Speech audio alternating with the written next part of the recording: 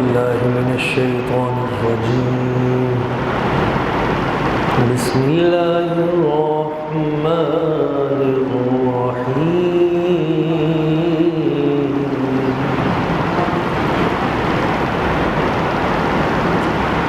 سبحان ربك رب العزة عما يصفون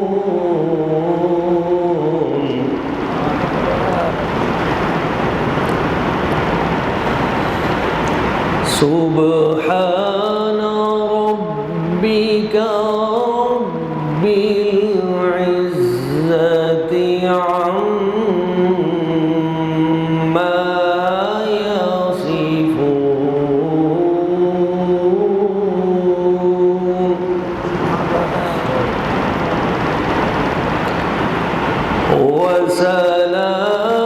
وسلام على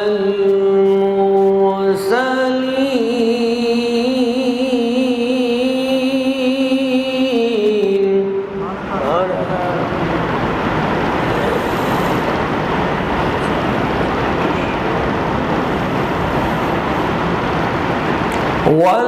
والحمد لله رب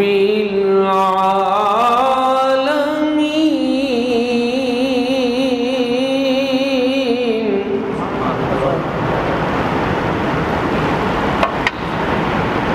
والحمد لله رب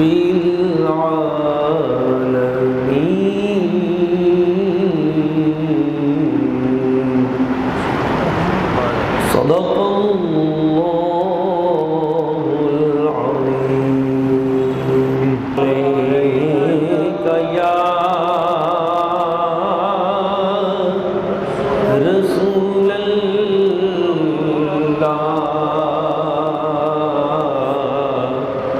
وسلم عليك يا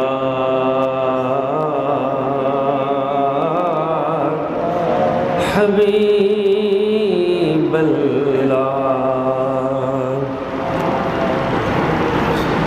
وہ سویلا لازار پھرتے ہیں وہ سویلا لازار پھرتے ہیں تیرے دن اے بہار پھرتے ہیں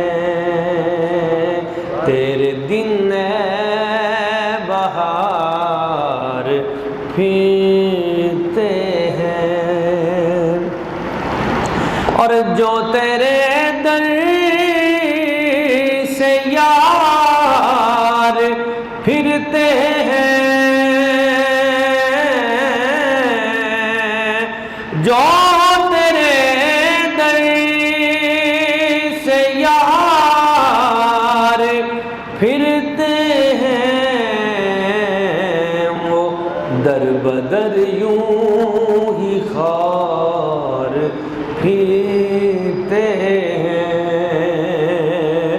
در بدر یوں ہی خار پھرتے ہیں اور اس گلی کا گدا ہوں میں جس میں اس گلی کا گدا ہوں میں جس میں مانگتے تاجدار پھرتے ہیں مانگتے تاجدار پھرتے ہیں مانگتے تاجدار پھرتے ہیں چمن کی دلکشی کیا ہے گلوں کی تازگی کیا ہے رخ محبوب کے آگے قمر کی چاندنی کیا ہے چمن کی دلکشی کیا ہے گلوں کی تازگی کیا ہے رخ محبوب کے آگے قمر کی چاندنی کیا ہے چلو مانگو نہ مانگو تم میرے محبوب کے در پہ مگر اتنا تو بتلا دو کہ اس در پر کمی کیا ہے اس گلی کا گدا ہوں میں جس میں مانگتے تاجدار پھرتے ہیں وہ سوئے لال زار پھرتے ہیں۔ نہایت مکرم و محترم قابل ست تکریم عزت مآب عزیز اہل علم عاشقان رسول محبین مصطفیٰ کریم، اللہ کریم کی بارگاہ قدس میں دعا ہے وہ ذات لم یزل وہ ذات کریم ہمارے تمام صغیرہ کبیرہ گناہوں کو معاف فرمائے اور ہمیں اپنے نیک بندوں کی لسٹ میں لکھ دے، متقین میں اور متقی لوگوں میں اور متقین کی سنگت میں ہمیں جگہ عطا فرما دے۔ معزز احباب، رمضان المبارک کی آمد ہے۔ نبی اکرم روح کائنات، جان کائنات، ایمان کائنات، رحمت للعالمین، خاتم النبیین، سیدنا محمد مصطفیٰ احمد مجتبیٰ صلی اللہ علیہ وآلہ وسلم، آپ کا معمول پاک تھا کہ شعبان کے آخری دنوں میں آپ اپنے اصحاب پاک کو رمضان المبارک کی آمد کے حوالے سے خطبہ دیا کرتے تھے۔ شعبان کے آخری دنوں میں آمد رمضان کے حوالے سے، استقبال رمضان کے حوالے سے تیار فرماتے تھے تاکہ لوگ رمضان کی تیاری پہلے سے شروع کر دیں۔ حضور خطبہ دیا کرتے تھے، قد اذلکم شہر مبارک، بڑی برکتوں والا، بڑی عظمتوں والا مہینہ تم پہ طلوع ہو رہا ہے، جس میں نفل کا ثواب فرض کے برابر اور فرض کا ثواب 70 فرضوں کے برابر، اور ایک درم کی خیرات 700 درموں تک جا پہنچتی ہے۔ یزاد فیہ رزق المومن، جس میں مومن کا رزق ڈبل کر دیا جاتا ہے۔ مومن کے رزق سے مراد صرف کھانے پینے کی چیزیں نہیں ہیں، بلکہ رزق سے مراد عبادت بھی ہے، رزق سے مراد درود پاک بھی ہے، رزق سے مراد یہ رزق روحانی ہے کہ اس کی عبادت بڑھ جاتی ہے۔ مثلا ہم پہ دن اور رات میں جو چیزیں فرض ہیں تو وہ 20 رکعتیں ہیں، اور رمضان المبارک میں 7 20 اور دے دی گئی، ڈبل ہو گئے تراویح کی صورت میں۔ اسی طرح آپ دیکھتے ہیں کہ رمضان المبارک میں کچھ ایسی چیزیں ہیں جو پورا سال نہیں ہوتی، وہ خاص برکتیں رمضان المبارک کے ساتھ ہی جڑی ہوئی ہیں۔ مثلا تسلسل کے ساتھ روزہ رکھنا، یہ صرف رمضان المبارک کا خاصہ ہے عموماً۔ اسی طرح قرأت کلام پاک، قرآن مجید، فرقان حمید پڑھنا اور سننا، تراویح اس کی جماعت، وتر کی جماعت، لیلۃ القدر کی تلاش، آخری عشرے کی تلاش، اس میں لیلۃ القدر کی تلاش، یعنی یہ جو رمضان المبارک ہے یہ ایک اللہ کریم کا عطا کردہ پیکج ہے جس کا مقصد ہمیں بخشنا ہے، اور جس کی وضاحت ایک حدیث پاک میں بھی آ گئی، جس میں آپ علیہ الصلوۃ والسلام نے ارشاد فرمایا، جس پہ آپ نے آمین ارشاد فرمائی، آمین کہی، جبریل امین کی دعا ہے اور آمین مصطفیٰ کی ہے۔ ہلاک ہو گیا وہ شخص جس کے سامنے ذکر مصطفیٰ صلی اللہ علیہ وآلہ وسلم ہوا اور اس نے آپ کی ذات ببرکات پہ درود و سلام نہ پڑھا صلی اللہ علیہ وآلہ وسلم۔ ہلاک ہو گیا وہ شخص جس نے اپنے والدین کو بڑھاپے میں پایا اور ان کی خدمت کر کے جنت نہ لے لی۔ ہلاک ہو گیا وہ شخص جس کی زندگی میں رمضان المبارک آیا اور وہ اپنی بخشش نہ کرا سکا۔ یعنی یہ بخشش کے لیے ہے۔ مولا علی شیر خدا کرم اللہ وجہ الکریم کا ایک جملہ ہے، آپ فرماتے ہیں، یعنی آپ نے اپنا نقطہ نظر ایک پیش کیا، آپ فرماتے ہیں اللہ تعالیٰ نے اگر امت مصطفیٰ کو عذاب دینا ہوتا تو انہیں رمضان عطا ہی نہ کرتا۔ یعنی رمضان عطا ہی اس لیے کیا ہے کہ رب کی چاہت یہ ہے کہ یہ بخشے جائیں، رب تو یہ چاہتا ہے کہ بخشے جائیں۔ اب کوئی دھکے سے دوزخ میں چلا جائے اس کی اپنی مرضی ہے، اللہ کریم کی بھی منشا یہ ہے، اس کے حبیب کی بھی مرضی یہ ہے کہ بندے بخشے جائیں۔ اسی لیے یہ برکتوں والے دن دیے ہیں، یہ برکتوں والی راتیں عطا کی ہیں۔ اس پہ میں ایک دو پہلو بیان آج کرنے کی کوشش کرتا ہوں، چونکہ آج کل عقل پرستی کا دورہ ہے اور لوگ دین کو بھی اپنی عقل کی بنیاد پہ پرکھتے ہیں۔ وہ کہتے ہیں جی کوئی منطقی دلیل ہونی چاہیے، عقل جس کو مانے۔ اسلام ویسے عقل کا محتاج نہیں ہے، عقل کی ضرورت پہ زور ضرور دیتا ہے، مگر یہ نہیں ہے کہ آپ کہیں کہ عقل میں یہ بات آئے تو پھر ہی میں مانوں گا۔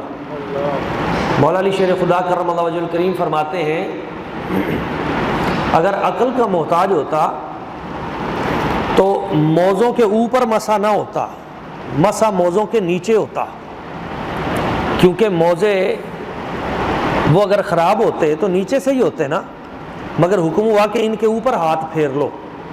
کیا بات ہے، تو فرمایا اگر عقل کا محتاج ہوتا دین تو پھر موزوں کے اوپر مسا نہ ہوتا، نیچے ہوتا۔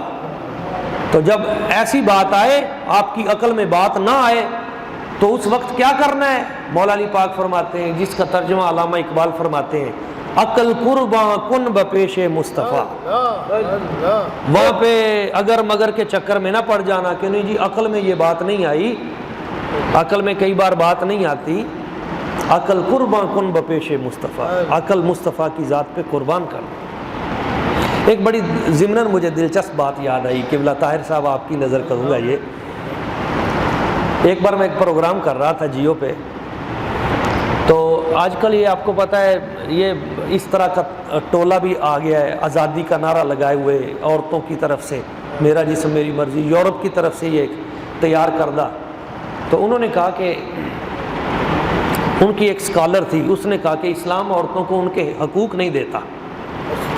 تو میں نے کہا بھی اسلام سے زیادہ تو عورت کا حق کسی نے دیا ہی نہیں ہے، جب اسے زندہ درگور کیا جاتا تھا تو اسلام نے ہی حق دیا ہے۔ اس نے کہا نہیں، دیکھیں مرد کی جو دیت ہے وہ 100 اونٹ ہے اور عورت کی 50 اونٹ ہے۔ مرد قتل ہو تو جو قاتل ہیں اگر ان سے کوئی بات ہوتی ہے صلح کی تو وہ 100 اونٹ دیں گے، عورت اگر قتل کر دی جائے تو 50 اونٹ دیں گے۔ تو آپ نے تو ہماری جو جسم کی ویلیو ہے وہی، مرد کی جسم کی قیمت 100 اونٹ ہے، عورت کے جسم کی قیمت 50 اونٹ ہے، تو ہماری تو جان کی قیمت ہی آدھی کر دی اسلام نے۔ اور آپ کہتے ہیں کہ اسلام عورت کے حقوق کا علمبردار ہے۔ اب اس کو جو یورپ سے پڑھایا گیا تھا پٹی، اس نے وہی پڑھ دی۔ میں نے کہا نہیں، یہاں بھی اسلام نے عورت کا ہی خیال رکھا ہے۔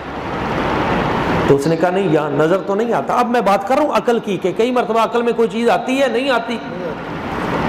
تو میں نے کہا مجھے یہ بتائیں، بات تو آپ کی ٹھیک ہے، مرد جو ہے اس کی ویلیو جو ہے جان کی وہ 100 اونٹ ہی ہے، عورت کی 50 اونٹ ہی ہے، ٹھیک ہے۔ اس میں حکمت یہ ہے، مرد اگر قتل ہو جائے گا تو مجھے یہ بتائیں اس کے 100 اونٹ ملیں گے کس کو؟ وہ تو گیا نا بیچارہ، اس کے 100 اونٹ اس کی بیوی کو ملیں گے۔ اور بیوی اگر قتل ہوئی تو اس کے 50 اونٹ کس کو ملیں گے؟ شوہر کو. تو گھاٹا تو ہمارے ساتھ ہوا.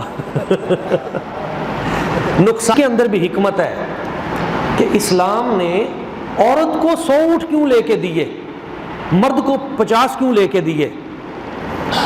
اسلام جانتا ہے کہ مرد چلا گیا ہے، عورت کے لیے اپنے بچوں کو پالنا مشکل ہے، تو اس کو ڈبل اونٹ دے دیے 100، تاکہ وہ بچوں کی پرورش اچھے طریقے سے کر سکے، اسے پریشانی نہ ہو. اور عورت اگر ہو گئی تو مرد کے اندر اللہ نے قوت و حکمت اور طاقت اور بصیرت، یہ ساری چیزیں وافر رکھی ہیں، یہ کمائی کر کے چلا لے گا گھر کو، اس کے لیے مشکل نہیں ہے. تو اس کے 50 رکھے جو مرد کو. تو یہاں بھی دراصل اللہ تعالیٰ نے اس قرآنی حکمت اور اصول اور دین کی اس بصیرت کے اندر یہاں بھی اس کے لیے آسانی کا پہلو رکھا گیا. اصل میں یہ بات میں نے اس لیے کی ہے کہ کئی بار ہم عقل کے ترازو پہ اسلام کو تولتے ہوئے خطا کھا جاتے ہیں. کہاں ہماری عقل اور کہاں عقل مصطفیٰ. سارے جہانوں کی عقلیں اکٹھی کر لی جائیں تو میرے آقا کریم صلی اللہ علیہ وسلم حضور کی عقل پاک کے ایک ذرے کا مقابلہ نہیں کر سکتی. اور حضور نے جو دین ہمیں دیا ہے اس دین سے بہتر کسی دین کا تصور ہو ہی نہیں سکتا. اسی میں ہی ساری خیر ہے. یہ جو اسلام عورت کو پردے کا حکم دیتا ہے تو کہتے ہیں پردے کی کیا ضرورت ہے. آج دنیا اس بات پہ آ نہیں گئی. یہ جو ہمارے ہاں ہمارے ملک میں اور دنیا میں یہ جس قدر عورت کا استحصال، جنسی استحصال کیا جا رہا ہے، اور جتنے یہ ریپ کے کیسز دنیا میں سامنے آ رہے ہیں، کیا آپ کی عقل اس بات کو تسلیم نہیں کر گئی کہ اس کو جتنا پردے میں رکھا جائے گا اتنی ہی خیر رہے گی؟ بے شک. تو میں بات کر رہا تھا اسی طرح روزہ ہے. روزے کے اوپر یہ جو مستشرقین ہیں، اورینٹیلسٹ، یہ بسا اوقات مسلمانوں کے ذہن کو الجھانے کے لیے اس طرح کی بات کر دیتے ہیں کہ جی سارا دن بندہ بھوکا رہے، سارا دن پیاسا رہے، کھانا بھی ہے. تو عقل میں یہ بات نہیں آتی، کیوں آپ لوگوں کو تکلیف دیتے ہیں؟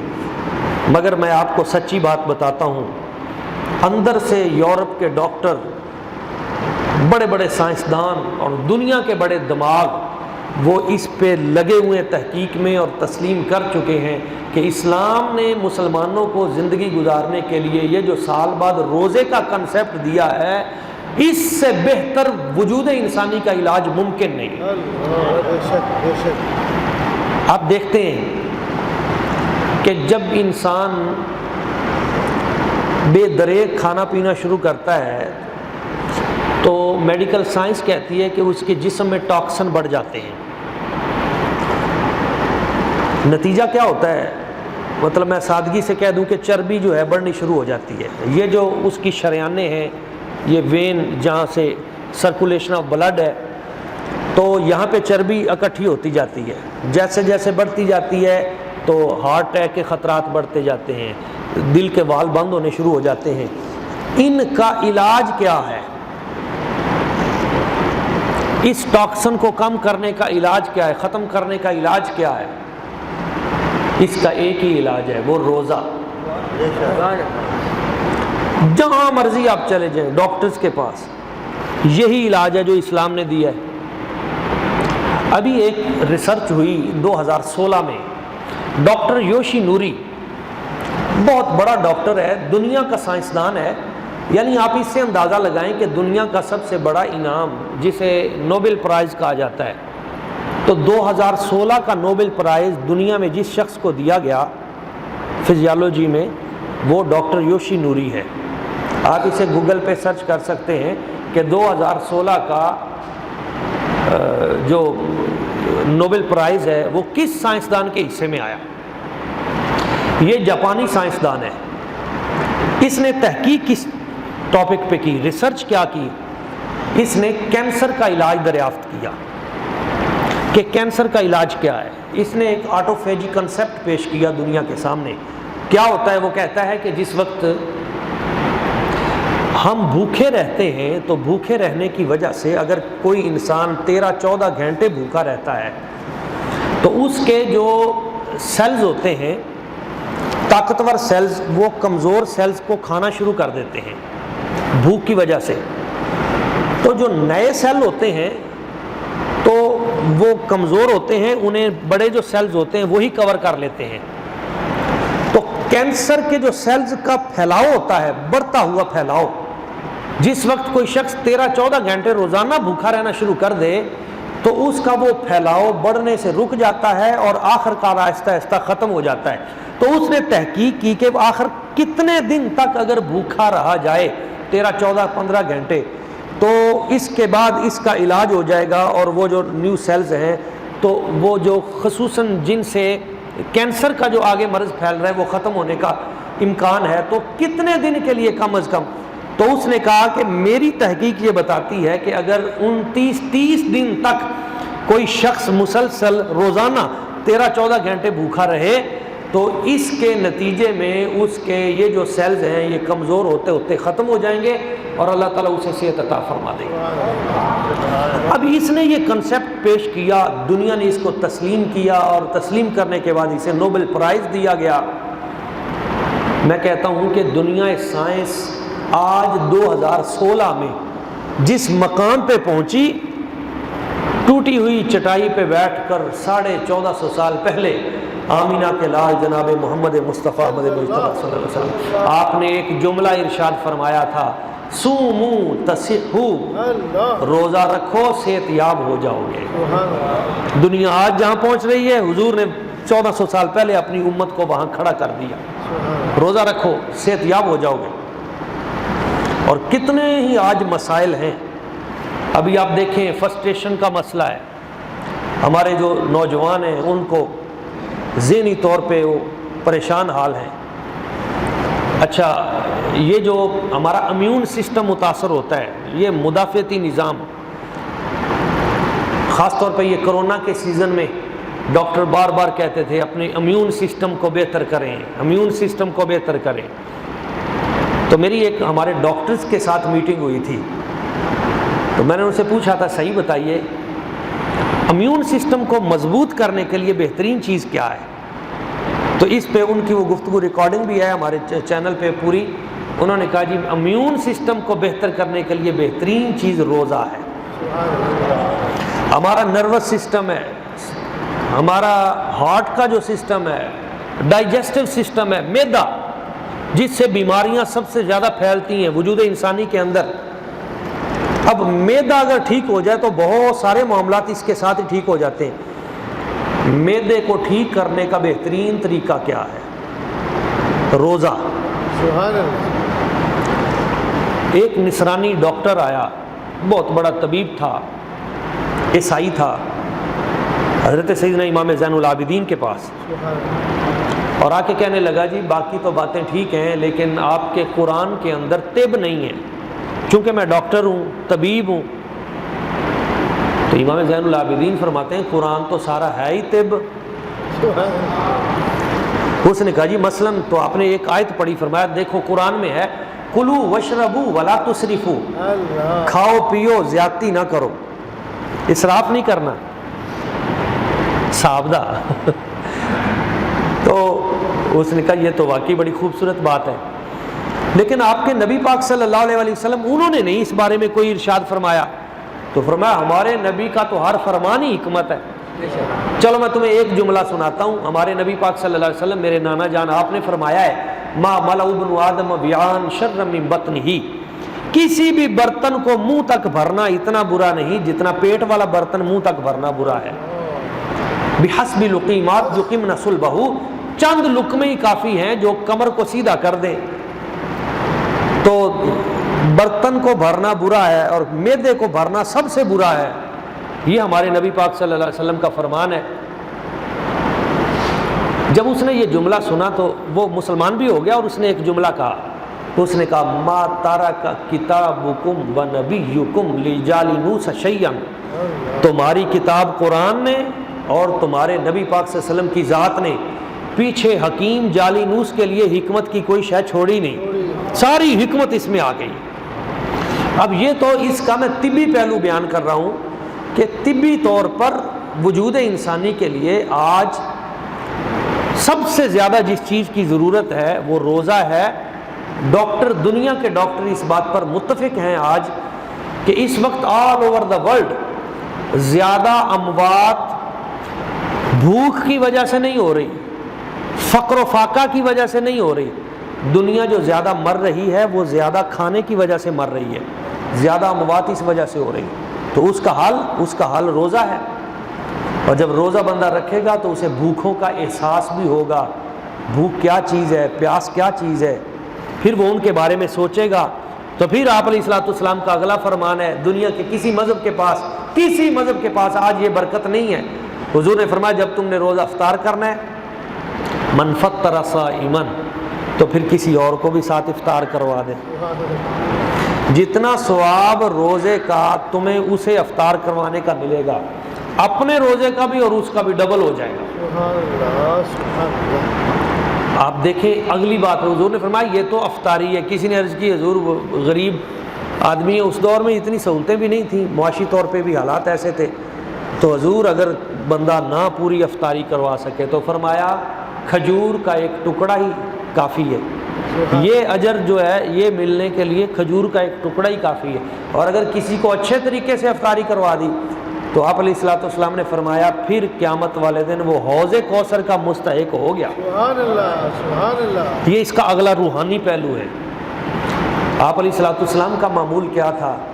حضرت انس رضی اللہ تعالیٰ عنہ بیان فرماتے ہیں, چونکہ آپ کھانا بنانے میں صبح حضور کے ساتھ ہوتے تھے سحری میں, تو حضور جب کھانا بنوا کے رکھتے تھے سحری کرنے کے لیے تو آپ علیہ الصلوۃ والسلام فرمایا کرتے تھے انس باہر دیکھو, انظر رجلا یأکل معی. سحری کے وقت حضور فرماتے تھے باہر دیکھو کوئی بندہ مل جائے تاکہ ہم مل کے سحری کریں. سبحان اللہ. یہ حضور کی عادت کریمہ تھی, افطار میں بھی لوگوں کو شریک کرنا. یہ اخلاق عالیہ بھی ہیں آپ علیہ الصلوۃ والسلام کے. اب آپ دیکھتے ہیں کہ صحابہ کرام تو جو اپنی زکوٰۃ دیتے تھے وہ بھی رمضان شریف میں نہیں دیتے تھے, وہ شعبان میں دیتے تھے. کیوں صحابہ کرام شعبان میں زکوٰۃ کیوں دیتے تھے؟ اس لیے کہ تاکہ وہ غریب مسکین فقیر یتیم لوگ جو مستحقین ہیں ان کو وقت پہ زکوٰۃ دے دی جائے تاکہ وہ رمضان شریف کی تیاری کر لیں. نبی اکرم صلی اللہ علیہ وآلہ وسلم حضور کی سیرت طیبہ سے یہ تو میں نے ایک طبی پہلو بیان کیا, ایک اس کا روحانی پہلو بھی ہے. اس کی ایک حدیث پاک سنیں اور ایمان کا روحانی پہلو یہ ہے رب کھانے پینے سے پاک ہے. بے شک. اللہ تعالیٰ فرماتا ہے میرے بندو کچھ وقت تو تم بھی ایسا گزارو نا, کچھ وقت تو تم بھی گزارو. رب سونے سے پاک ہے تو یہ ایک مہینہ میں نے تمہیں دیا ہے, کچھ وقت تو تم بھی ایسا گزارو. تو جب تم وہ عادات اور وہ صفات اپناؤ گے جو حقیقت میں میری ہیں تو میری وہ صفات وہ تمہاری طرف مائل ہو جائیں گے. تم پہ الطاف و عنایات کی میں بارش کر دوں گا کہ میرے بندے جو ہیں وہ میری کاپی کر رہے ہیں. لفظ اگرچہ کوئی اتنا مناسب نہیں ہے مگر اللہ کریم کی ذات و برکات اس کی صفات عالیہ سے مناسبت اور قربت پیدا کرنے کے لیے. ایک اور چیز آپ کو بتاؤں دل کا زنگ اتر جائے. ایک شخص حضور کی بارگاہ میں حاضر ہوئے, حضرت طلحہ بن عبید اللہ, وہ روایت کرتے ہیں نبی پاک صلی اللہ علیہ وآلہ وسلم حضور کی بارگاہ اقدس میں آئے اور عرض کی یا رسول اللہ صلی اللہ علیہ وسلم میں نے خواب دیکھا ہے, خواب میں میں نے 2 صحابی دیکھے, آپ کے بڑے پیارے صحابی عظمتوں والے, اور یاد رکھیے حضور کے ہر صحابی کی شان وراء الورا, جس پہ لفظ صحابی آ گیا تو وہ ایک خاص مقام پا گیا. سرکار فرماتے ہیں بعد میں آنے والے اگر احد پہاڑ سونا رب کے رستے میں خیرات کریں, احد پہاڑ جتنا سونا وہ رب کے رستے میں خیرات کریں, یہ 7.5 میل لمبا پہاڑ ہے اور کوئی 3 کلومیٹر اونچا پہاڑ ہے, اتنا سونا اگر کوئی رب کے رستے میں خیرات کرے اور میرا کوئی بھی صحابی وہ ایک مٹھی جو رب کے رستے میں خیرات کر دے تو قیامت تک آنے والے پہاڑوں جتنا سونا خیرات کر کے بھی میرے صحابی رسول کی ایک مٹھی جو کا مقابلہ نہیں کر سکتے. تو 2 صحابی رسول وہ کہتے ہیں حضور میں نے انہیں خواب میں دیکھا. ایک صحابی رسول تو وہ ہیں جن کا یہ معمول تھا کہ وہ بہت ہی زیادہ عبادت کرتے تھے, ایکسٹرا عبادت, متقی پرہیزگار. اور وہ میدان جنگ میں شہید بھی ہوئے، ایک جنگ میں وہ شہید بھی ہو گئے، عبادت بھی بہت زیادہ کرتے تھے۔ تو حضور ان کے جو دوسرے دوست تھے صحابی، وہ 1 سال بعد دنیا سے گئے۔ وہ بھی تھے تو نیک، عبادت بھی کرتے تھے، مگر جتنی عبادت پہلے والے صحابی کرتے تھے نا جو شہید تھے، اتنی نہیں کرتے تھے، ان کی عبادت تو بہت ہی زیادہ تھی۔ تو دوسرے جو بعد میں 1 سال دنیا سے گئے، اور گئے بھی نارمل موت، ایسے ہی بخار ہوا دنیا سے چلے گئے۔ حضور میں نے خواب میں دیکھا ہے کہ ان دونوں صحابہ کو جنت کے دروازے پہ بلایا گیا۔ جو 1 سال بعد نارمل موت دنیا سے گیا، اسے کہا گیا تم پہلے جاؤ جنت میں، اور جو بہت زیادہ ایکسٹرا عبادت والے تھے اور شہید بھی ہوئے تھے، وہ جنت میں بعد میں گئے۔ حضور میں نے یہ خواب دیکھا ہے۔ عقل تو یہ کہتی ہے کہ جو پہلے شہید ہو کر گئے، جن کی عبادت و ریاضت بھی بہت اعلیٰ درجے کی تھی، تو جنت میں انہیں پہلے آواز پڑھنی چاہیے تھی، وہ جنت میں پہلے جاتے، اور دوسرے بعد میں۔ مگر ہوا اس کے الٹ ہے، وہ جو نارمل موت 1 سال بعد دنیا سے گئے، تو وہ جنت میں پہلے جا رہے ہیں۔ حضور اس میں کیا حکمت ہے؟ آپ علیہ الصلوۃ والسلام نے فرمایا تم نے جو خواب دیکھا ہے وہی حقیقت ہے، ہوا بھی ایسے ہی ہے۔ حضور مجھے اس کے اندر جو اب عقل ہے نا، یہ میں بات کر رہا ہوں کہ بسا اوقات ہماری عقل نہیں اس بات تک پہنچ سکتی۔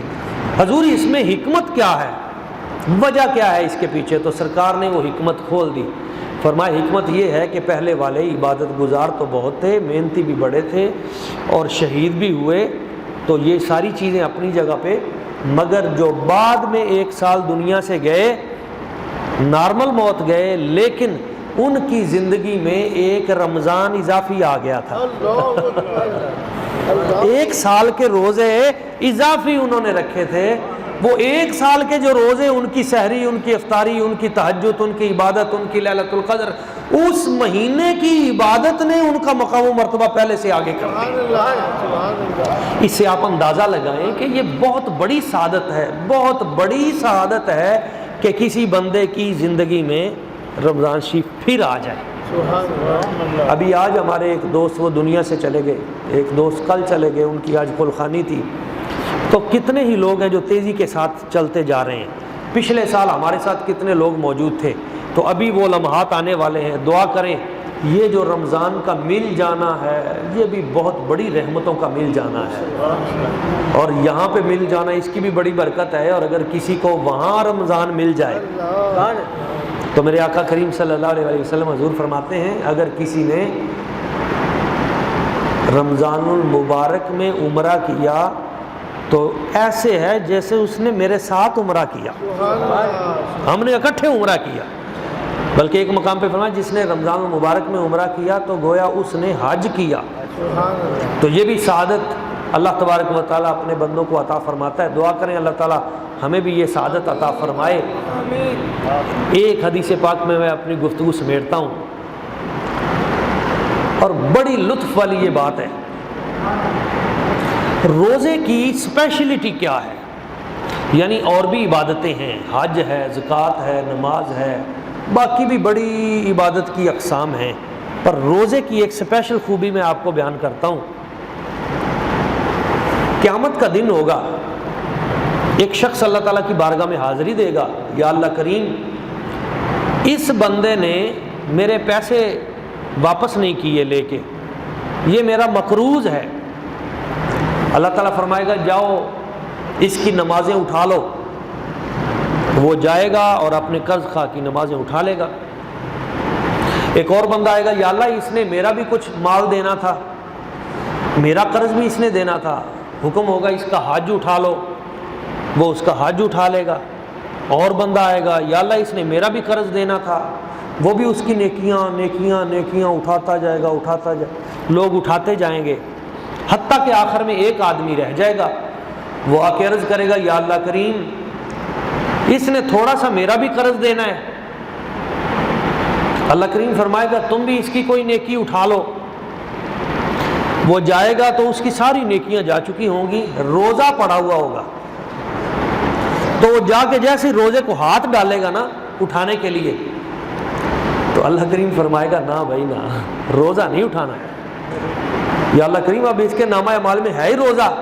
اللہ کریم فرمائے گا نہیں، الصوم لی وانا اجزا بہ، روزہ میرے لیے اور روزے کی جزا تو میں خود ہوں۔ اس نے روزہ میرے لیے رکھا تھا اور اس کی جزا میں خود ہوں۔ ہر بندے کا عمل، ہر بندے کا عمل نیکی کا وہ دوسرے کے نامہ اعمال میں قیامت والے دن منتقل ہو سکتا ہے۔ واحد روزہ ایسا عمل ہے جو بندے کا ساتھ قیامت والے دن بھی نہیں چھوڑے گا، دوسرے کے نامہ اعمال میں منتقل نہیں ہوگا۔ اللہ کریم اس بندے کو راضی کرے گا۔ اللہ کریم فرمائے گا اچھا میرے بندے، اس نے تیرا قرض تو دینا ہی ہے اور روزہ میں نے تجھے اٹھانے نہیں دینا کیونکہ وہ تو اس نے خالص میرے لیے رکھا تھا۔ اچھا تو یہ بتا تو نے روزہ لے کے کرنا کیا ہے؟ اس کا روزہ لے کے کیا کرے گا؟ یا اللہ میں جنت جانا چاہتا ہوں، میرا مقصد ہے روزہ لے کے میں جنت میں چلا جاؤں۔ تو اللہ تعالیٰ فرمائے گا جنت میں تجھے میں ویسے ہی بھیج دیتا ہوں، تو اس کو معاف کر دے، جنت میں نے بھیجنا ہے، میں تجھے ویسے ہی بھیج دیتا ہوں۔ تو وہ عرض کرے گا یا اللہ جنت چاہیے مجھے، میں نے اس کے روزے کا کیا کرنا ہے؟ اللہ کریم فرمائے گا جا، تجھے ہم نے ویسے جنت میں بھیج دیا، اس کے روزے کی وجہ سے ہم نے اسے بھی جنت میں بھیج دیا۔ اس سے آپ اندازہ کریں کہ یہ کتنی بڑی عبادت ہے، کتنی بڑی عبادت ہے۔ ہر عبادت معبودان باطلہ کے لیے ہوئی ہے، مگر روزہ رکھتے ہوئے معبودان باطلہ ان کا لوگ ڈرے ہیں۔ 1450 سال گزر گئے۔ ایک بات یاد رکھیے گا، عیسائیوں پر بھی روزے فرض تھے، کما کتب علی الذین من قبلکم، یہودیوں پر بھی روزے فرض تھے، دیگر پہلے کے دور کی جو امتیں تھیں ان پہ بھی روزے فرض تھے، مگر آج شرق سے لے کے غرب تک، شمال سے لے کے جنوب تک، پوری دنیا میں آپ دیکھیں جس طرح آج مسلمان اپنے روزے پہ پہرا دے کے روزے اجتماعی طور پہ منا رہے ہیں، دنیا کی کوئی امت اس طرح نہیں کر رہی۔ اور انشاءاللہ اس مرتبہ تو اور زیادہ برکتیں ہوں گی، کیونکہ پچھلے 2-3 سالوں میں تو کرونا کے فتنے نے اتنا زیادہ ڈسٹرب کیا مساجد کو بھی، تراویح کو بھی اور اعتکاف کو بھی۔ تو اس مرتبہ انشاءاللہ تعالی اللہ پاک خیر فرمائے گا اور مسجدوں کی رونق اور دیکھنے والی ہوگی۔ تو تیاری کریں۔ ایک جملے پہ میں اپنی گفتگو سمیٹ رہا ہوں۔ میرے آقا کریم صلی اللہ علیہ وآلہ وسلم حضور فرماتے ہیں معراج کی رات جہاں میں نے اور بہت سے مناظر دیکھے، تو وہاں میں نے ایک بزرگ بابے کو دیکھا جو جنت کی طرف جاتا ہے مگر گر پڑتا ہے، 2-4 قدم اٹھاتا ہے پھر گر پڑتا ہے، 2-4 قدم اٹھاتا ہے پھر گر پڑتا ہے۔ اچانک قریب تھا کہ وہ گر کے وہ دوزخ کی طرف چلا جاتا کہ ایک خوبصورت حسین و جمیل نوجوان آیا اور اس نے اس بابے کو بازو سے پکڑا اور پکڑ کے جنت میں لے گیا۔ سبحان اللہ۔ تو جبریل امین سے پوچھا جبریل یہ بابا اور یہ کون ہے نوجوان حسین و جمیل جو اسے پکڑ کے جنت میں لے گیا؟ تو عرض کیا یا رسول اللہ صلی اللہ علیہ وسلم یہ نوجوان روزہ ہے، یہ اس نے جو روزے رکھے تھے وہ نوجوان بنا کے اللہ نے بھیج دیا ہے، یہ شاید دوزخ میں چلا جاتا مگر روزہ اسے پکڑ کے جنت میں لے گیا ہے۔ تو یہ چند دن ہیں ہمارے پاس، ایام معدودات، ان میں ہم نے کیا کرنا ہے اس کی ابھی سے روٹین بنائیں، تہیا کریں، میں نے روزہ رکھنے ہیں انشاءاللہ تعالی۔ دوسرا اپنے گھروں میں روزے کا ماحول پیدا کریں، ابھی سے بچوں کو تیاری کروائیں، بڑے بچوں کو تو خاص طور پہ پابند کریں روزہ رکھنے کا، جو چھوٹے بچے ہیں ان کو بھی بوقت سحری اٹھائیں۔